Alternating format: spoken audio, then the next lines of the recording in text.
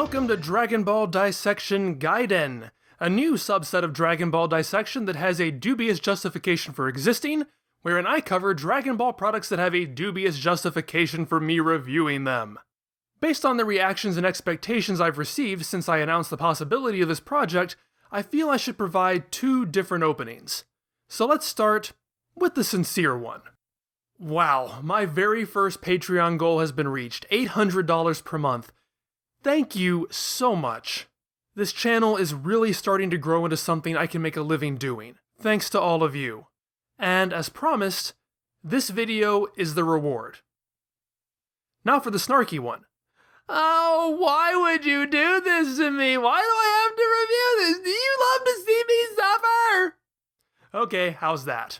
Because it seems like most of the feedback I received were people either feeling sorry for me or wringing their hands in sadistic glee over me having to do this. Dragon Ball Z Gaiden Saiyajin Zetsumetsu Keikaku, or Dragon Ball Z side story planned to eradicate the Saiyans, is a very odd beast indeed. Especially here in the West, knowledge of it is fairly obscure. If it's known at all, it's typically referred to as the Dragon Ball Z OVA, basically a direct-to-video feature. Because of that, as the material I've been covering approached its general release date, I began receiving an increasing number of comments asking if I would cover it. Those same people were shocked to find out that I hadn't even given it the slightest bit of thought. After all, I've tackled movies and TV specials, why wouldn't I cover this? But that's not the entire story. This is pretty far outside of my wheelhouse, because Plan to Eradicate the Saiyans ties directly into Dragon Ball's video game franchise, which is something I have little to no interest in or experience with. Sure, Episode of Bardock was created to help promote a video game, but Plan to Eradicate the Saiyans was conceived as a video game. Given that that's a rabbit hole I've never had any intention of diving down, and that I have certainly never covered any video games prior to this, that led to my surprised reaction of, wait, you guys expected me to talk about this? I've never personally considered it part of the Toei Dragon Ball animated canon, as it were. In fact, I'd never seen it prior to launching the Patreon goal. Or I guess I should say I'd never seen them. Plan to Eradicate the Saiyans is a lot of things, as you might have guessed by the never-ending cavalcade of title cards I opened this video with. That's part of what makes its status so confusing to classify, and it's why it took me much longer to research this than any other Dragon Ball dissection video I've ever made. I'm doing the best I can, but I am not an expert on this. Let's start from the beginning, at least as best as I understand it. Bandai has historically been the primary merchandise license holder for the Dragon Ball franchise, and since Dragon Ball is a media franchise that came into prominence in the latter half of the 80s, that meant tie-in video games. And since Nintendo was the undisputed king of video games at that time, that meant Famicom. Excluding the very first Dragon Ball video game, Dragon Ball Dragon Daihikyo, released by Epic for the Super Cassette Vision, Bandai had released 9 Dragon Ball and Dragon Ball Z video games for the Famicom and Super Famicom by 1993. Most importantly for the purposes of this video were a trilogy of games for the Famicom: Dragon Ball Z Kyoshu Saiyajin, Dragon Ball Z 2 Gekishin Frieza, and Dragon Ball Z 3 Resen Jinzo Ningen.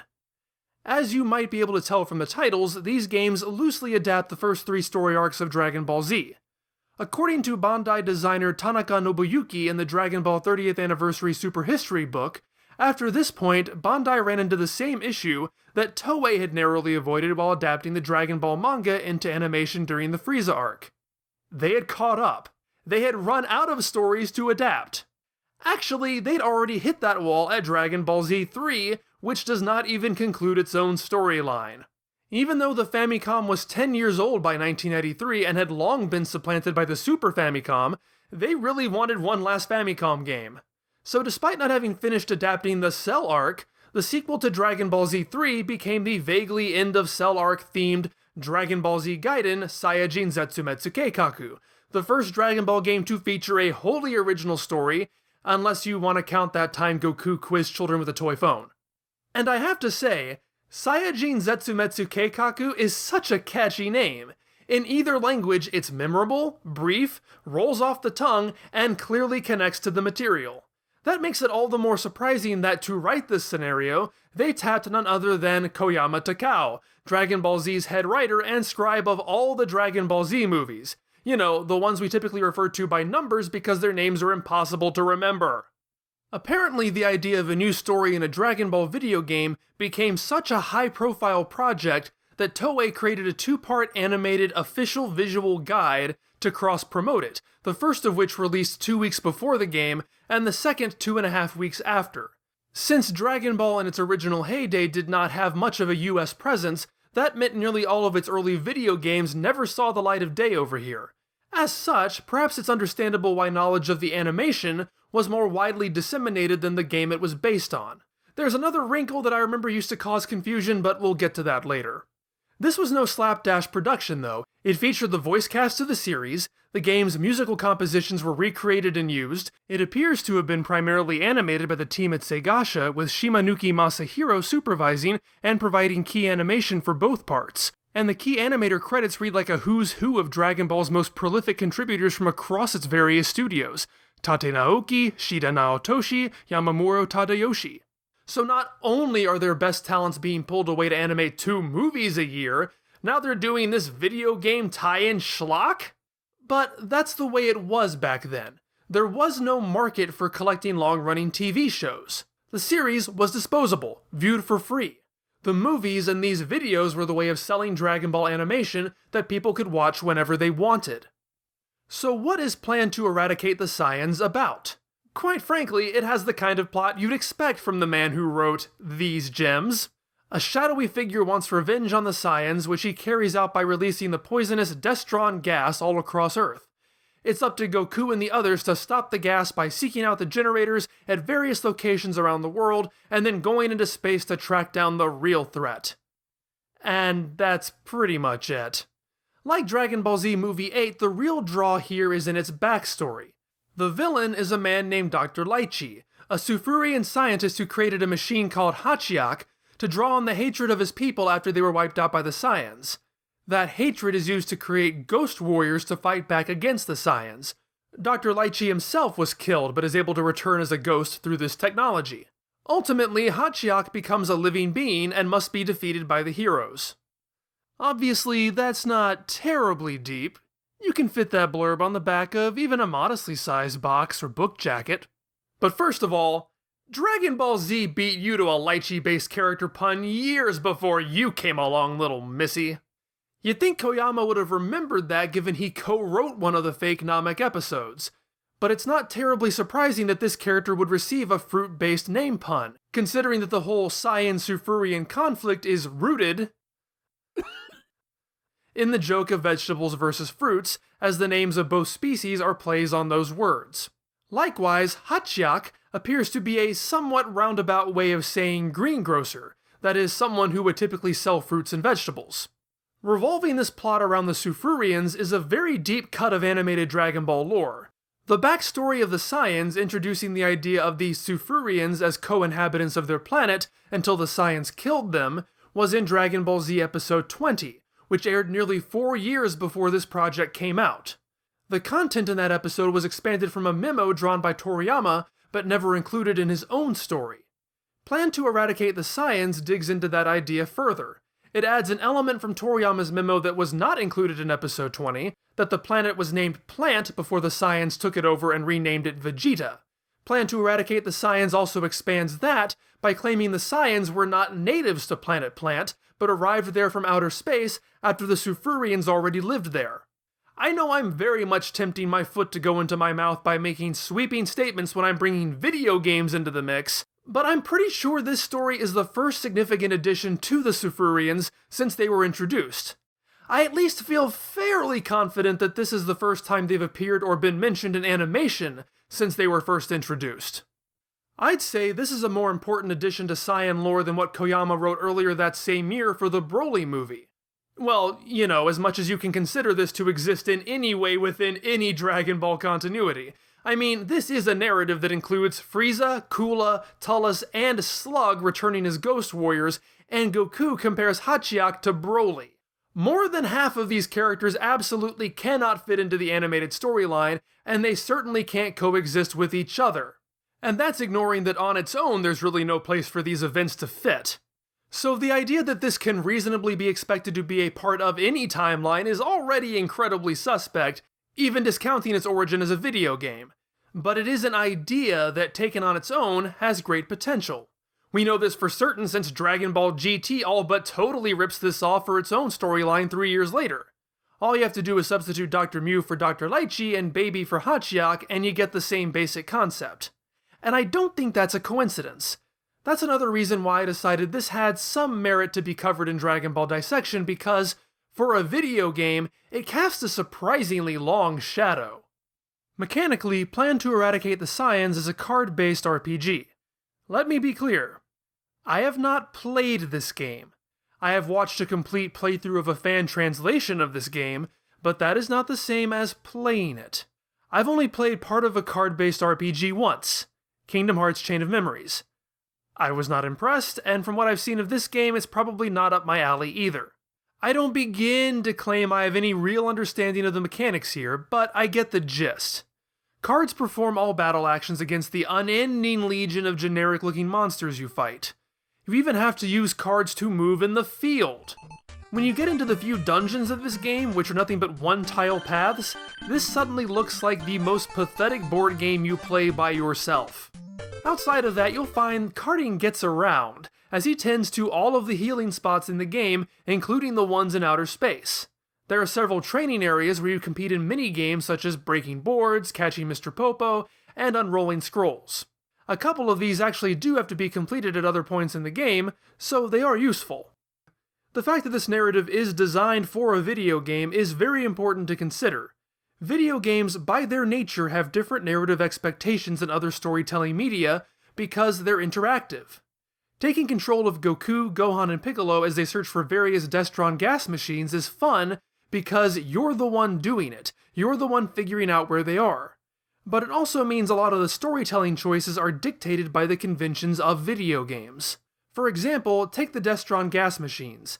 Going to the designated locations to find and destroy all the things is very much a video game setup. The Destron gas has the effect of sapping the characters of their special abilities. As the Turtle Sage tells them, they'll have to relearn their skills. This is because there are no experience points in this game, so relearning skills is the main role-playing concept. There wouldn't be much of a game to this game if the characters started with all of their best moves, so the game introduces a plot concept to contextualize why you're having to learn the Kamehameha all over again. That works fine in its original context, but feels very awkward outside of a video game. In the game, there's satisfaction to uncovering new moves. In the animation, it's simply an issue until suddenly it's not anymore. Interestingly, the two versions create the opposite problem as well. There are moments that feel as though they were written for a non-interactive narrative, and so seem redundant in a video game. You have to fight Dr. Lychee twice at the end, and I'm not saying that you fight him in two different forms. As far as I can tell, this is the same battle twice. That's because the Hachiyak machine resurrects him, and Goku realizes he'll have to destroy the machine after they destroy him. Despite the fact that that actually doesn't happen that way in the animated version, that could work in animation. But since the machine destroying is carried out through a cutscene, you don't do anything different. You simply fight him, and then you immediately fight him again. That's boring. And it's not even the first time it happens. It happens while fighting the Ghost Warriors as well, only it's worse because they're already split into two different fights to begin with. So you fight Tullus and Slug, followed by Frieza and Cooler. Then you fight Tullus and Slug, followed by Frieza and Cooler. And the worst part is, neither the video game nor the animation gives a satisfying answer as to how they're defeated. Goku and the others are at a loss because no matter how many times they defeat these guys, they keep coming back. What can we do? Then Kaio explains that they're Ghost Warriors, and Goku says, "Oh, thanks, that makes sense." Then they fight again, and this time, the Ghost Warriors are defeated. How? Why? What is a Ghost Warrior? How does Goku know what that is? How does Goku learning that help him in the slightest? And while there is some primitiveness you can expect with 8-bit games, there are true classics out there that I play to this day. I would not necessarily consider this one of them. It's a bit rough around the edges. Since there is no experience, random battles feel almost pointless. You can unlock skills in boss battles just as easily, and HP and card usage only increase at specific story points. The game also has a bit of a problem with conveyance. The only real animated sequences in this game are in the battles. You choose attacks through cards, and then you watch animated sequences of the characters carrying them out. Narrative cutscenes, however, only play as talking heads and text, which I would have to assume is part of the appeal of having an animated version. Now, I'm not saying that's bad. Again, I'm certainly of that era. Having cutscenes at all is kind of a luxury.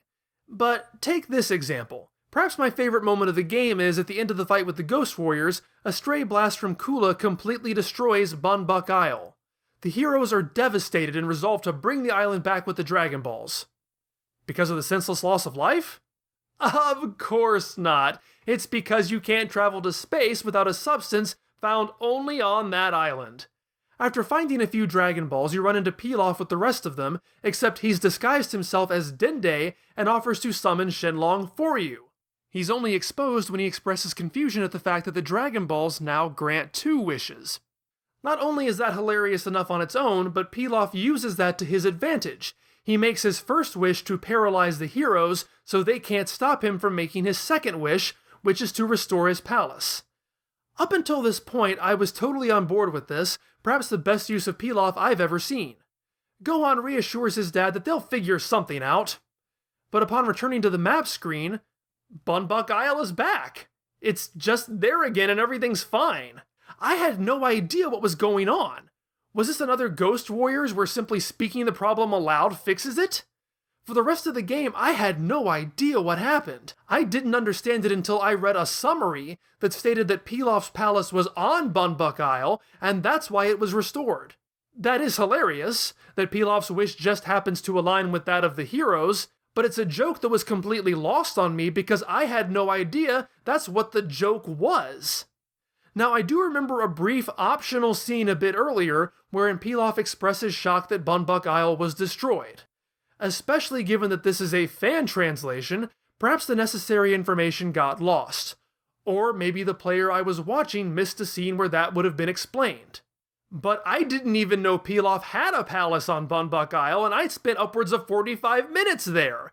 I thought Pilaf was talking about the palace Goku destroyed at the beginning of the series. This is a big plot point. Assuming the proper information is there at all, it shouldn't be buried in flavor text. Pilaf shouldn't be introduced into the story 5 minutes before his role pays off. For this joke to land, Piccolo should have been required to visit this palace during his earlier quest on Bunbuck Isle. That way, the player is going to know exactly what's going on the second Pilaf makes his wish, and that is going to be hilarious. But due to a lack of conveyance, it falls flat. The 2.5-hour parts of the animated version of Plan to Eradicate the Saiyans constitute a fairly watered-down version of the game. Considering the playthrough I watched was over 4 hours long, I can understand that. Even simply removing all the gameplay would result in a storyline necessitating a much longer feature than 1 hour, and that's something they understandably weren't willing to commit to. There are certainly aspects of the game I would expect an animated adaptation to cut out. For example, while Goku, Gohan, Piccolo, Trunks, and Vegeta are the only playable characters in the game, Yamcha, Kuririn, Tenshinhan, and Chaozu are also present. You can encounter them in the world, like when Kuririn gives you one of the Dragon Balls, but they are also available in combat. If you use one of their cards, they show up and perform an attack. And I guess the fact that the Destron gas hasn't affected them means they're better than the characters you do play as. Basically, though, they're the equivalent of summons, and it obviously wouldn't make the slightest bit of sense for any of that functionality to exist outside of a video game, so those characters simply do not appear at all. Collecting the Dragon Balls? That's gone. And as funny as that was, I'm fine with that. It's a fetch quest based on an unnecessary premise. In the animated version, Kula doesn't destroy anything, and the characters go directly into space after defeating the Ghost Warriors. That's probably the way it should be. Trunks and Vegeta are introduced in the game with a subplot where they have to rescue Bluma and Baby Trunks from some monsters, and then later join up with Goku, Gohan, and Piccolo to save them. The animated version cuts straight to the latter scenario, and I'd argue that flows a lot better. although I'd have refrained from including dialogue that references the removed scenes. There is a lot in video games that serve to enhance the interactive experience that would not fit at all in non-interactive media. So there are no healing spots, no exploring towns, no training sequences, no problem. But while this pruning of side content is logical, these cuts have the cumulative effect of revealing how bare bones the main story actually is, as most of what makes it fun has been removed. When Goku, Gohan, and Piccolo head off to find the machines, in the game, they all have to actually do things. Goku tracks down a bird whose egg she can't tend to because the gas is in the way. Gohan rescues a lost girl who has somehow been turned into a mummy in the pyramid. Piccolo must contend with a very stupid monster who blows himself up. Goku's and Gohan's are completely removed. Only Piccolo's is retained, and that's because it fits the theme. The characters do nothing more than show up, fight a battle, and destroy the machine. This trimming becomes far worse in the second tape, the space section. In the game, Goku and the others can't get to Dr. Lychee because of a magnetic storm. They have to lay over on 2 different planets, help the locals, and find 2 different magical artifacts in order to get past the storm. New versions of the Ghost Warriors even show up to stop the heroes from getting them. Well, all of them except for Kula? He just kinda disappears from the game entirely. I should mention that a cute feature of this animation is that they include bits from the game showing the characters moving from point A to point B on the map screen whenever a change in location has to be implied. I think that's a fun way to skim over unimportant traveling while staying true to its video game roots. But they take it way too far here. That entire storyline is cut out, but it's not. None of it's animated. It shows a couple of still drawings over the map screen, followed by a wall of text saying, this is stuff that happened while they were in space. I hadn't even seen the game before I watched this, and I found myself agape. What are you doing? Did you run out of money? It's the only instance where delivery in the story is handled this way, and it's so incredibly jarring. Why even include this at all if it's going to be delivered in such an obviously I don't give a crap way? Just cut the entire thing! It's clear they wanted to use all the time in the space volume for the big fights at the end. But I realize now that that's all the animated version seems interested in. Everything is reduced down to fight and leave. And I initially assumed that was because it was based on a video game, but the video game has much more story than this. Sure, the nature of the quests are more than a little video gamey, but there was a lot here that could have been adapted into a grand adventure. Sea gods and space pirates, mummies and Pilaf? All the best parts of this scenario were left on the cutting room floor. No wonder people mistake this for a movie. An hour of nothing but punching? Yeah, that's a Dragon Ball Z movie, alright. But as terrible as the beginning of the second tape is, they pull out all the stops for the fighting. They even add in some strategy for the final fight against Hachiyak. Goku realizes that Hachiyak is vulnerable when firing his strongest attack and takes 15 seconds to charge it, so the heroes have to time their attacks to deliver the final blow. That's pretty interesting and also something Dragon Ball GT would borrow. In the game, from what I've read, Hachiyak doesn't appear as a boss at all unless you defeat Dr. Lychee without using items. Then, after the credits roll, the game resumes with the final boss fight. The animated version treats this more as a fake-out. The credits begin to roll before Dr. Lychee interrupts, is quickly defeated, and is replaced by Hachiyak, and I readily admit that's pretty funny. The 2 parts are touted as the official visual guide. I'd always been led to believe that they served a twofold function as narrative features and animated strategy guides, as in I figured that counting to 15 thing was a hint towards beating Hachiyak in the game. It's not. These have cut so much content from the game that they don't really give you any information to help play it. The aforementioned "this is what happened in space" blurb tells you next to nothing that would help you obtain those items, and since it flat out removes whole sections, that's clearly not there for completion's sake. I'm not going to judge it based on how it was described to me because after having watched both versions, I believe that the term visual guide refers to the fact that it takes those static character portraits from the game and animates them. The animated plan to eradicate the Saiyans is a collection of cutscenes with just enough connective tissue for it to marginally function as a 2-part video story. Because of that, I don't feel there's a need to watch it except as a supplement to the game. It's just not interesting enough on its own. But that's not the end of this subject. A year later, Plan to Eradicate the Saiyans returned. Remember that Bandai is the Dragon Ball license holder? Well, they launched their own ill-fated video game console, the Playdia. Since this was the mid-90s and this console was doomed to fail, it primarily featured full-motion video games. So what better idea than to launch the console with Plan to Eradicate the Saiyans as an FMV game? Shin Saiyajin Zetsumetsu Keikaku, or True Plan to Eradicate the Saiyans, is basically Dragon Ball the game, the movie, the game. It takes the footage from the animated Plan to Eradicate the Saiyans, dispenses with the card-based RPG mechanics of the original game, and repurposes it as a choice-based interactive feature. As such, while it utilizes the animated footage, it actually features new footage as well. Before I'd started down this rabbit hole, I assumed that meant nothing more than tiny bits of alternative shots if you got a quick time event wrong. After I'd watched the Famicom game, I wondered if that meant they added in animated versions of the content that had been cut out. Turns out, I was wrong on both counts.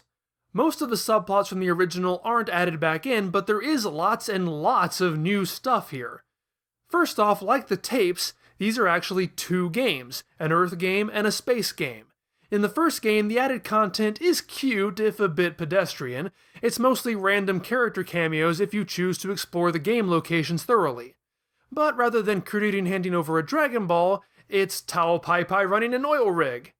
It's the second game, though, that really takes advantage of this format, resulting in a choose-your-own-adventure story that can be radically different every time you play it. While the details are heavily rewritten, the idea of the charms needed to get past the storm is finally animated. But if you talk to Bluma before you leave Earth, you can skip over that entirely as she gives you a device that allows you to safely traverse the storms. If you don't, the interactions you have in space significantly impact the outcome of the game and the ending you receive. For example, there's one scenario where Hachiak transforms into a giant, and if you befriended a fairy earlier in your quest, she will arrive to help you with that. They even rewrite the ending to the first half so that game has a bit more resolution to it.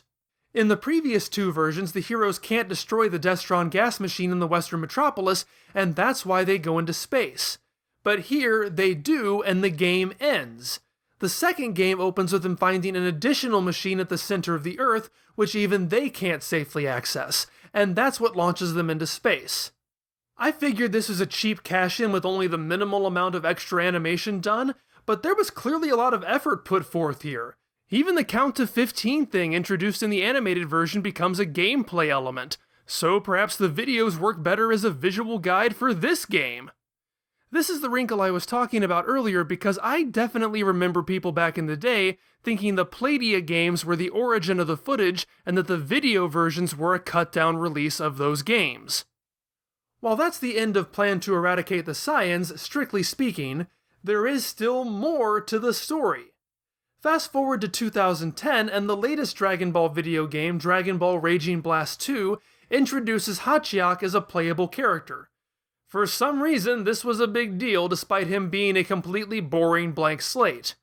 To further promote him, the game includes a newly animated version of his story, this time called Doragon Boru Super Saiyajin Zetsumetsu Keikaku, or Plan to Eradicate the Super Saiyans.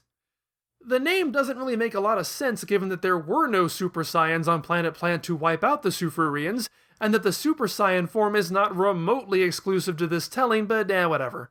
Again, in the carefree days before I started researching this, I always assumed this was simply the same thing as the animated Plan to Eradicate the Saiyans, only reanimated in that blocky-looking made-of-plastic art style that is so prevalent in Yamamuro Tadayoshi's 21st century Dragon Ball work. But once again, I found myself completely and utterly wrong.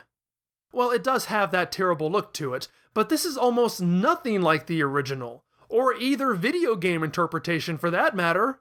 First off, this adaptation by Tanaka Hitoshi is cut down to half the length of Plan to Eradicate the Saiyans, so since we've already established that that version was rushed and watered down, that's a bad sign.